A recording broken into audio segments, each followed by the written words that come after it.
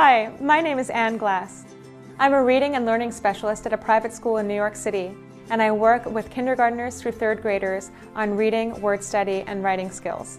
In addition to being a reading specialist and a learning specialist, I'm also a parent, and today I'm going to talk to you about topics in reading. Almost every school from at least first grade on requires students to read about 20 to 30 minutes each night. Now, getting your child to actually sit down and read the book can often be a challenge, and I hear from parents all the time that it usually culminates in a battle involving bribery, threats, pleading, and all kinds of drama. There are some things that you can do to avoid getting to this point. The first one is to model your own reading. If your child sees you reading and enjoying a book, he's going to be much more likely to sit down and do it. It's a great way to avoid a do as I say and not as I do scenario.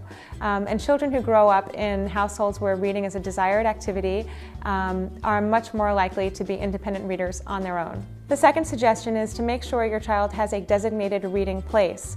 That could be in bed or a special chair or on the sofa or just anywhere in your home where he feels comfortable reading. You can even have a discussion around that, discussing where you enjoy reading. You might have a special chair and you can talk about how that feels comfortable to you, and it's a place where you can really concentrate and create a quiet bubble for reading for yourself. Another important tip for enforcing reading time at home and making it a pleasant thing to do is to eliminate possible distractions. That means turning off the TV and turning off the computer, and also making sure that noisy siblings are out of the way and quiet, which I know is easier said than done. It's also completely acceptable to provide a small bribe or gimmick to your child if you think that will motivate him to start reading. I recently gave my son a book light, and he actually thought it was fantastic. And he looks forward every night to getting into bed at bedtime and pulling the covers up over his head, turning on his book light, and reading for about a half an hour. So that's actually worked out really nicely. It felt like a treat for him, and it made it something fun to do.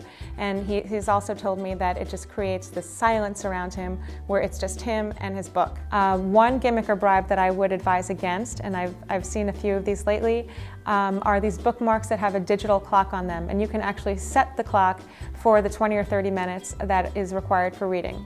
The problem with this is that it's the only thing your child's going to pay attention to, and they will watch the minutes tick down until their required time is up. So there's never going to be an opportunity for that child to really dig into the book and have the pleasure of losing himself in a story.